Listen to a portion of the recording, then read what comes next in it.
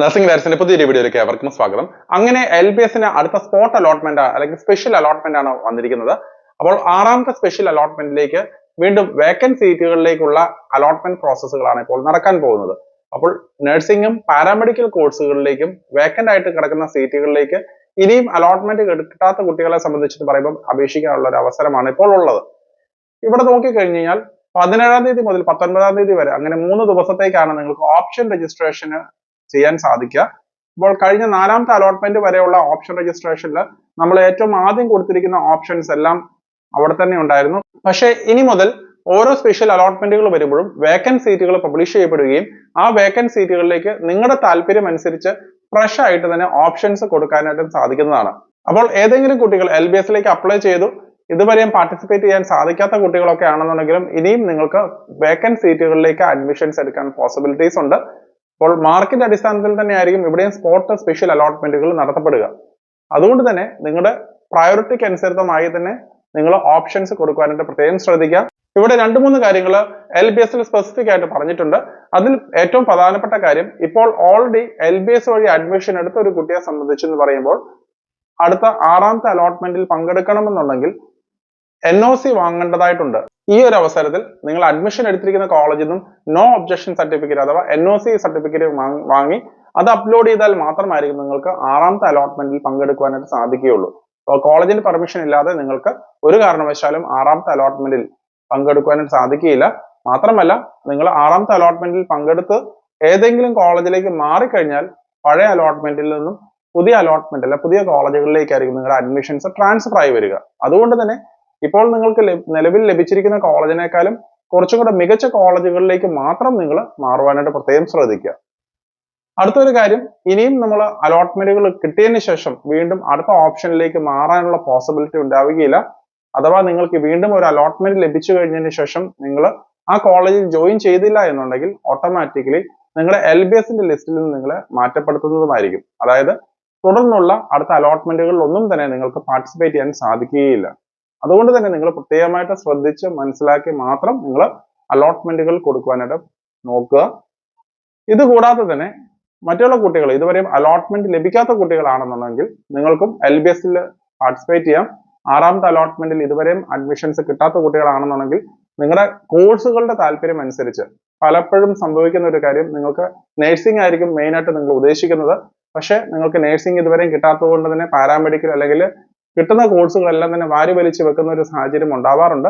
അവസാനം നിങ്ങൾക്ക് പാരാമെഡിക്കൽ ഒരു സ്ട്രീം ലഭിച്ചു കഴിഞ്ഞതിന് ശേഷം നിങ്ങൾക്ക് അയ്യോ നഴ്സിംഗ് മതിയായിരുന്നു, ഇതിൽ ജോയിൻ ചെയ്യാൻ താല്പര്യമില്ല, അങ്ങനെയൊക്കെ പറയുന്ന കുട്ടികളോട് പറയാനുള്ളത്, നിങ്ങൾക്ക് നഴ്സിംഗ് കോഴ്സിലേക്ക് മാത്രമാണ് ജോയിൻ ചെയ്യാൻ ആഗ്രഹിക്കുന്നതെങ്കിൽ ആ ഒരു ഓപ്ഷൻസ് മാത്രം കൊടുക്കാനായിട്ട് പ്രത്യേകം ശ്രദ്ധിക്കുക. ഇനി അഥവാ നിങ്ങൾക്ക് നഴ്സിംഗ് കിട്ടിയില്ലെങ്കിലും പാരാമെഡിക്കൽ ആയാലും കേരളത്തിൽ ഏതെങ്കിലും ഒരു കോളേജ് കിട്ടിയാൽ മതി എന്നുണ്ടെങ്കിൽ മാത്രം നിങ്ങൾ പാരാമെഡിക്കൽ കോഴ്സുകളും കൂടെ സെലക്ട് ചെയ്യാനായിട്ട് പ്രത്യേകം ശ്രദ്ധിക്കുക. അല്ലാതെ എല്ലാം കൂടെ അവിയൽ പരുവത്തിൽ വാരി വലിച്ച് വെക്കാതിരിക്കാനായിട്ട് പ്രത്യേകം ശ്രദ്ധിക്കുക.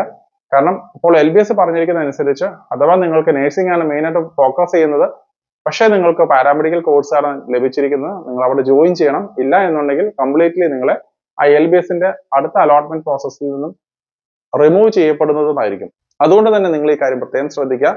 അതുപോലെ തന്നെ മാനേജ്മെന്റ് സീറ്റിലേക്ക് അഡ്മിഷൻ നേടിയ കുട്ടികൾ പലപ്പോഴും ചോദിക്കുന്ന ഒരു കാര്യമാണ് ഇനി LBSൽ തുടരാൻ സാധിക്കുമോ എന്നുള്ളത്. നിങ്ങൾ ഒരു കാര്യം ശ്രദ്ധിക്കേണ്ടത്, നിങ്ങൾ ഓൾറെഡി മാനേജ്മെന്റ് സീറ്റിൽ അഡ്മിഷൻ എടുത്തിട്ടുണ്ടെങ്കിൽ നിങ്ങളുടെ സർട്ടിഫിക്കറ്റുകളും ഫീസും എല്ലാം നിങ്ങൾ ഓൾറെഡി നിങ്ങളൊരു കോളേജിൽ അഡ്മിഷൻ എടുക്കാനായിട്ട് നൽകിയിട്ടുണ്ട്. അതുകൊണ്ട് തന്നെ ആ കോളേജിന് പെർമിഷൻ ഇല്ലാതെ നിങ്ങൾ LBSൽ പാർട്ടിസിപ്പേറ്റ് ചെയ്ത് കഴിഞ്ഞാൽ ഓട്ടോമാറ്റിക്കലി നിങ്ങൾക്ക് LBSൽ അഥവാ നിങ്ങൾക്ക് ഒരു അഡ്മിഷൻ ലഭിച്ചു കഴിഞ്ഞാൽ നിങ്ങൾ അവിടുന്ന് റിലീവ് ചെയ്തില്ലാത്ത സാഹചര്യത്തിൽ ഈ ഒരു അഡ്മിഷൻ ക്യാൻസൽ ആയി പോകുന്നതായിരിക്കും. അപ്പോൾ അങ്ങനെ വരുമ്പോൾ മറ്റുള്ള കുട്ടികൾക്ക് ഇതുവരെ അഡ്മിഷൻസ് കിട്ടാതെ നിൽക്കുന്ന കുട്ടികൾക്ക് അതൊരു ബുദ്ധിമുട്ടുണ്ടാകാനുള്ള സാധ്യതകളുണ്ട്. അതുകൊണ്ട് തന്നെ നിങ്ങൾ മാനേജ്മെന്റ് സീറ്റിലാണോ നിങ്ങൾ അഡ്മിഷൻ നേടിയിരിക്കുന്നത്, ആ കോളേജിന്റെ പെർമിഷനോടുകൂടി മാത്രം നിങ്ങൾ LBSലേക്ക് പാർട്ടിസിപ്പേറ്റ് ചെയ്യാനായിട്ട് പ്രത്യേകം ശ്രദ്ധിക്കുക.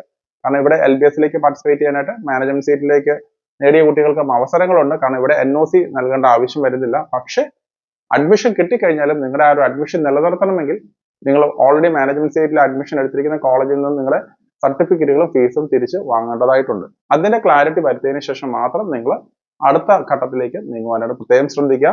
അതുപോലെ മറ്റൊരു കാര്യം നമ്മൾ മനസ്സിലാക്കേണ്ടത്, ഈ ഒരു വർഷം നഴ്സിംഗിന് പൊതുവെ ഇച്ചിരി ട്രെൻഡ് കുറവാണ്. ആ ഒരു സാഹചര്യത്തിൽ കുറച്ചും കൂടെ മാർക്ക് കുറവുള്ള കുട്ടികൾക്കും ഈ ഒരു വർഷം അഡ്മിഷൻസ് നേടാനുള്ള പോസിബിലിറ്റീസ് കാണുന്നുണ്ട്. ഇപ്പോൾ നിലവിലത്തെ സാഹചര്യത്തിൽ LBSൽ 92% കട്ട് ഓഫ് മാർക്കുകൾ നിൽക്കുക.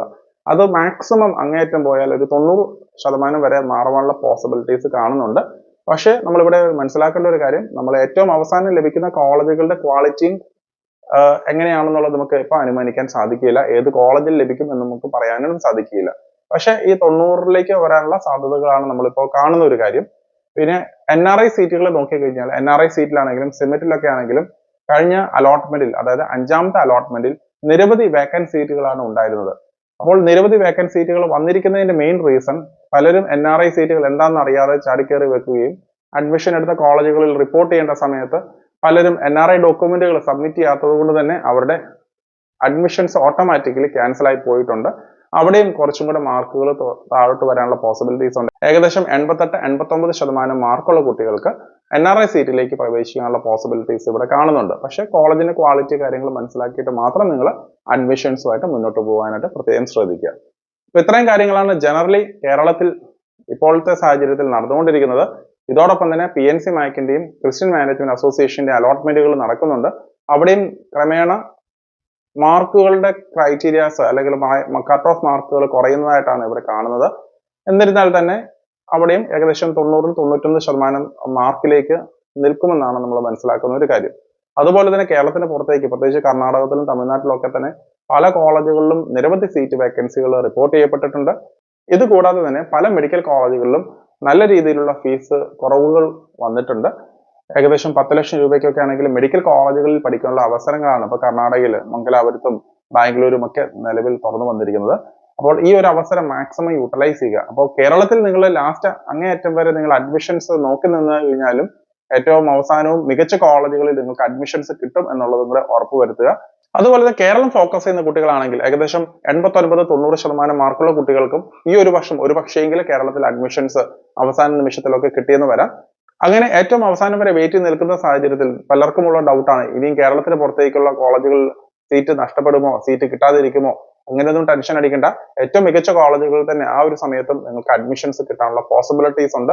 അപ്പോൾ നമ്മൾ ഹെൽപ്പ് ലൈൻ നമ്പറിൽ നിങ്ങൾ കോൺടാക്ട് ചെയ്താലും മതിയാവും. ഇതോടൊപ്പം തന്നെ നമ്മളൊരു വാട്സപ്പ് ഗ്രൂപ്പ് നമ്മൾ സ്റ്റാർട്ട് ചെയ്തിട്ടുണ്ട്. അപ്പോൾ കേരളത്തിന് പുറത്തേക്കുള്ള ഏറ്റവും മികച്ച കോളേജുകളിൽ ലാപ്സ്ഡ് ആയിട്ട് വരുന്ന സീറ്റുകളിലേക്ക് അഡ്മിഷൻസ് കിട്ടാനുള്ള പോസിബിലിറ്റീസ് ആണ്. അപ്പോൾ നിങ്ങൾ കേരളം ഫോക്കസ് ചെയ്യുന്ന കുട്ടികളാണ്, അഥവാ നിങ്ങൾക്ക് താരതമ്യേന മാർക്ക് കുറവാണെന്നുണ്ടെങ്കിൽ തീർച്ചയായും നിങ്ങൾ വാട്സ്ആപ്പ് ഗ്രൂപ്പിലും കൂടെ ജോയിൻ ചെയ്യുക. കേരളത്തിന് പുറത്തേക്കുള്ള ഏറ്റവും മികച്ച കോളേജുകളിൽ ലാപ്സ്ഡ് ആയിട്ട് വരുന്ന സീറ്റുകളുടെ ഡീറ്റെയിൽസ് എല്ലാം തന്നെ ഈ ഒരു ഗ്രൂപ്പിലേക്ക് ഷെയർ ചെയ്ത് കിട്ടുന്നതുമായിരിക്കും. അപ്പോൾ മറ്റൊരു അപ്ഡേറ്റുമായി ഉടനെ കാണാം. നന്ദി.